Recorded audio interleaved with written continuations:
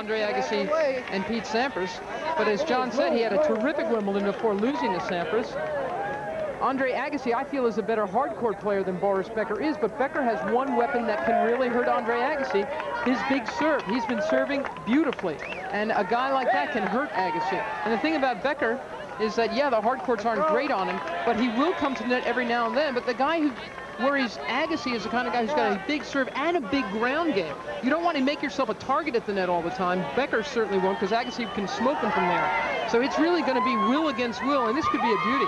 I really feel that this guy Agassi is a little spent right now. He hasn't lost a match since he lost to Becker in the semis. I mean, so he's won 25 straight matches, 4 straight tournaments. He's 2 matches from winning his 5th straight. And when he walked off the court the other night after winning his quarterfinal match, he said to me, all my matches are running together. So hopefully he's had a little bit of time to refresh himself, and he'll need it. So he may be a little used up, you're saying, and now he makes the climb up and Tim, into the stadium itself. That's a very good point Mary made. As a matter of fact, I was talking with Andre just before the match, and he's had a long summer, and he wants people to understand, and sometimes up here in the booth, we take it for granted as well, about how difficult a toll it takes on the body after having won 4 straight tournaments in the summer after that loss. That's an incredible feat.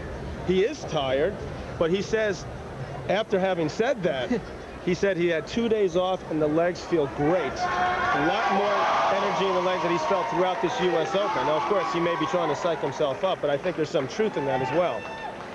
Well, it sounds like he'll need the adrenaline flow, and he'll get some of it right now.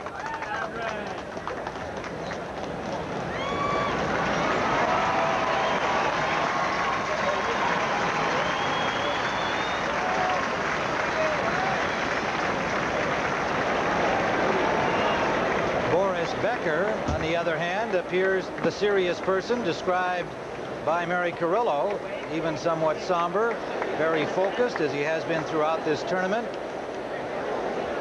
I've just had the sense watching him play and watching his demeanor around the court, post-match press conferences, in our studio and so on, that he is somewhat on a mission. You know, a man who wants to show the tennis world and the tennis fans he's capable of winning the big ones. And we'll find out when we return to the stadium court here in New York.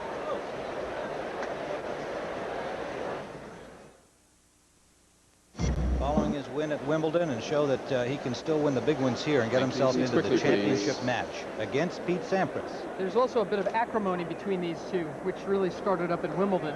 Has to do with that little logo there, doesn't it? Well, Boris Becker felt that Agassi, because of his clothing company, got preferential treatment at Wimbledon, which I think is baloney. And I don't think Becker believed that for a moment, to be honest. I think he was just looking to get a little bit of, you know, the old edge the next time, if anything. I mean, that's just Boris looking to renegotiate, I think. I mean, that's pushing it. Actually, I think these guys get along quite well. Well, Becker said it was never anything personal towards Andre Agassi. He just felt that, although he did say he would never let his son wear any of the clothes Agassi wears, which, you know, you can't take personally. Unless they pay him for it. Andre Agassi trying to get people settled in the seats behind. A lot of folks went out to the concessions after the thrilling women's match and have not yet returned, so there's going to be some traffic there.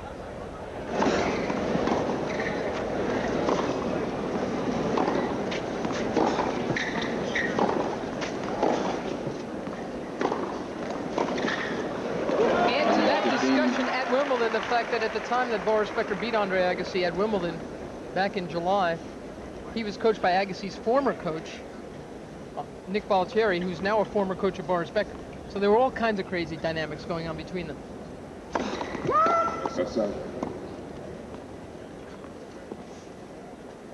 Andre got a fresh haircut before the match.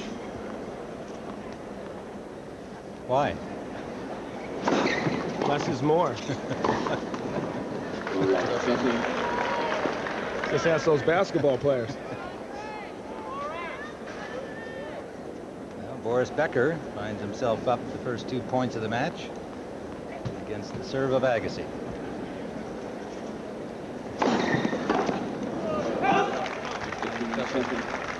Let's see how aggressive Becker is today off Agassi's serve. usually a case of how well Agassi returns Becker's serve, but now at least you got both guys where there's some interest. Agassi's trying to win more points off his bigger serve. Becker trying to be more aggressive off his return, so not just the return of Boris Becker's serve.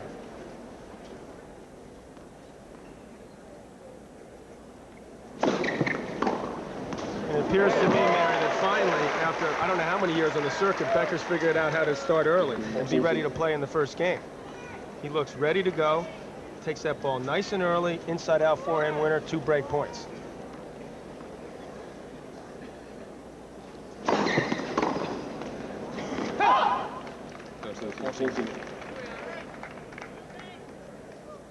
Agassi leads the series 8 matches to 4, but Becker, coming from behind at Wimbledon, won the last match between the two. Agassi had an 8-in-a-row run against Becker. So that's what Becker's trying to turn around.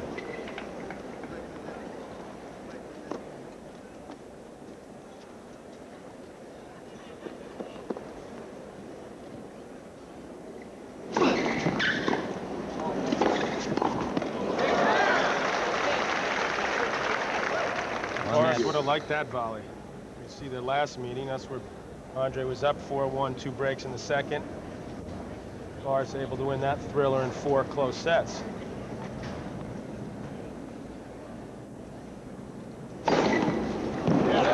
Without question, Andre Agassi the heavy favorite, particularly on this surface. Grass clearly Becker's best chance. First ace for the advantage. So those legs better feel fresh today. He's gonna, might be seeing a lot of diving today. The old Becker. How about that? Andre Agassi comes from behind a hold for the first game. Boris Becker will serve for the first time at Love 1 here to close his first set underway. Best 3 of 5 for the men's semifinal. Pete Sampras awaits the winners.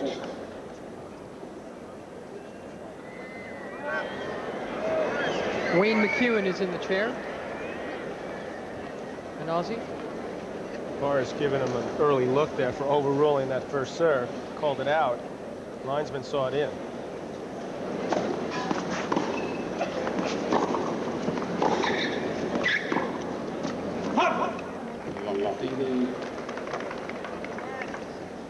Serving up complete coverage of the exciting 1995 U.S. Open, we've had the Eye in the Sky, one of the world's largest and certainly most colorful airships, the Fuji Blimp, and we thank him for all her gorgeous shots. Working under overcast skies today, but it has remained dry, we're happy to report.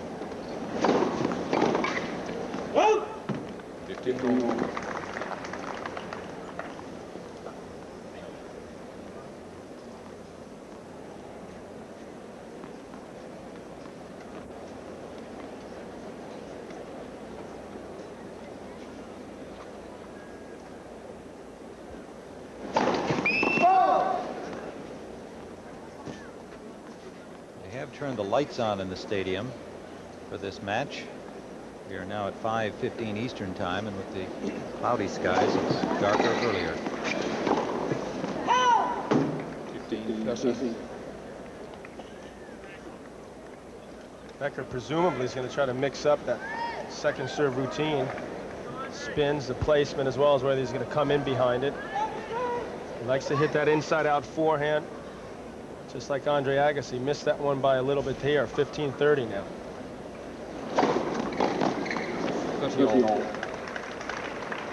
You better place your serve very well against this youngster. I've said this before, and I'll say it again, I'm sure, but along with Jimmy Connors, the greatest returner of serve I've ever seen. Sees the ball so early, picks it up so fast.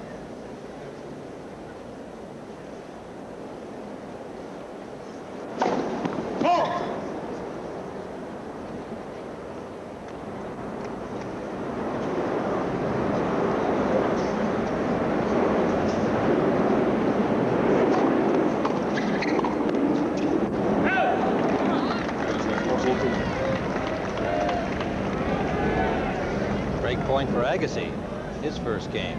Sampras in 4 sets over Jim Courier. Steffi Graf in an emotionally charged women's championship match over Monica Seles. I gotta think that's the most satisfying win of Steffi Graf's career.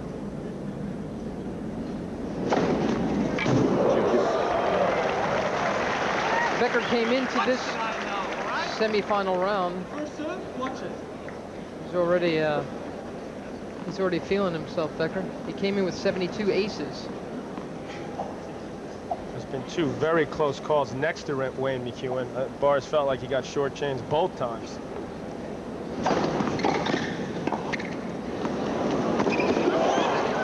Well played. Becker. There he had.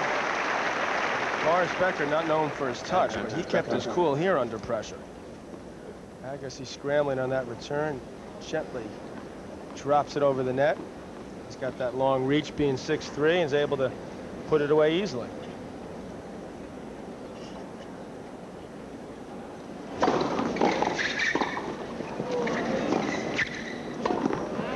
Definitely picked up the pace on his serve those last three.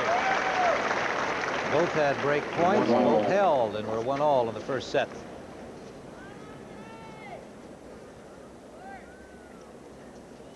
Agassi has won 7 on the hard courts to lead everybody in that department. Also the toughest physically, I mentioned earlier. Without question, these courts are toughest on your body.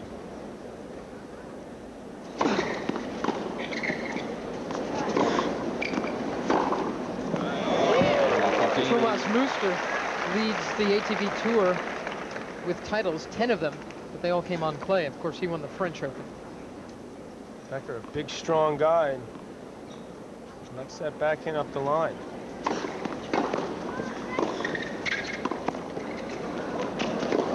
That time, the touch volley didn't work at all. 15-all. Went from exquisite to brick-like in the 2 points. But I think the problem there was the position. He was not in position to hit that volley. That's made it a lot tougher. Andre too quick around the court.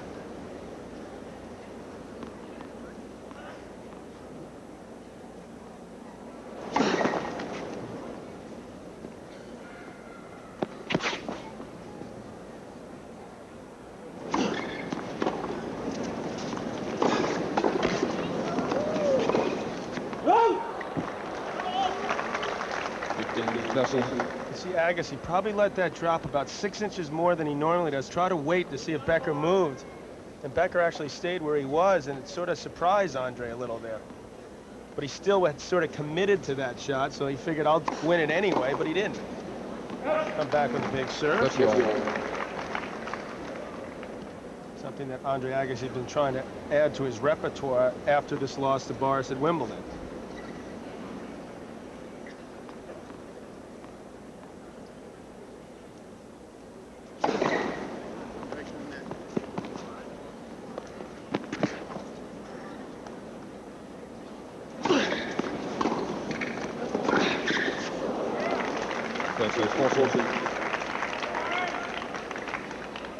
Agassi down 15-40 in his first service game. Becker looking very alert and seeing the ball well this early in the match. And now Agassi is down break point in his second service game.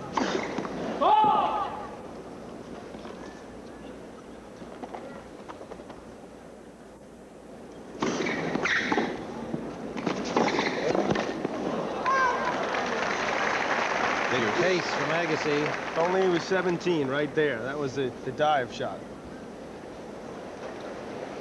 That's where he's changed, Tim, in case you're wondering. He's getting a little smarter. Well, he's had about 3 dives during the tournament, but none of those, you know, crash on the ear kind of things he used to do. Well, he likes to say that he doesn't have to do that any longer, that he's covering the net better, and he doesn't have to make the desperation dives. Even though he was in pretty good position, there was plenty of heat off that Agassi backhand, and it earns him a game point. That was just a very high percentage, high quality passing shot. Kept it nice and low, went after it. Becker on the full stretch. Even if he had hit that, Agassi would have been quick enough to run it down and hit another one.